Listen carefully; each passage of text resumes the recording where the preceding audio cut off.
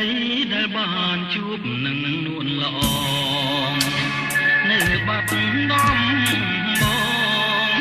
មាត់ស្ទឹងសង្កាយើងទាំងពីរនាក់តែចាស្បត់ស្បែកក្រោមដួងព្រះខែរាំងពេញបរមី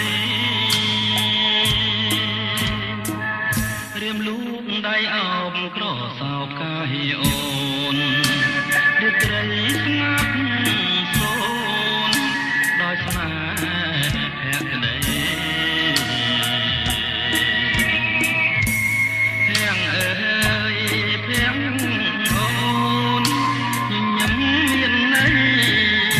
ប្រហាក្លិនស្រីជាប់នឹងដៃ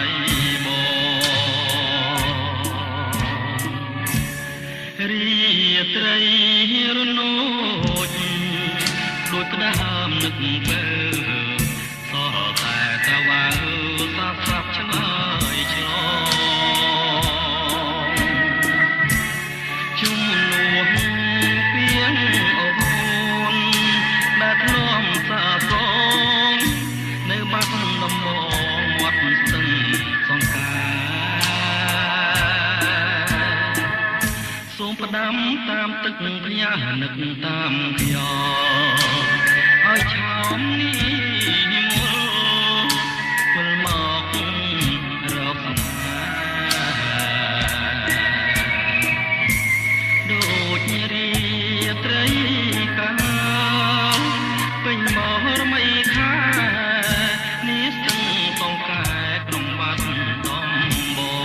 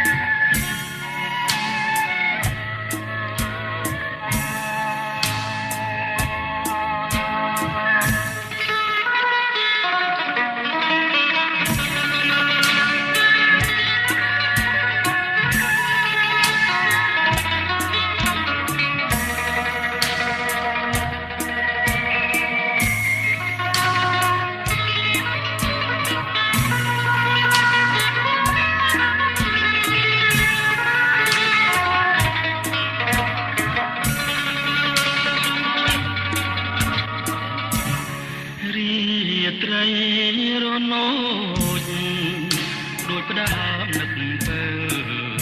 សរតែតវ៉ាសាស្រាប់ឆ្លើយឆ្លងជុំនួនពីងអូនដែលធ្លាប់សាសងនៅបាត់ដំបងមាត់ស្ទឹងសង្កាសូមផ្ដាំតាមទឹកផ្ញើនឹកតាមខ្យល់ឲ្យឆោមនេះមុលមករកស្នេហ៍ដូចរាត្រីកាលពេញមករមីខានេះស្ទឹងសង្កែ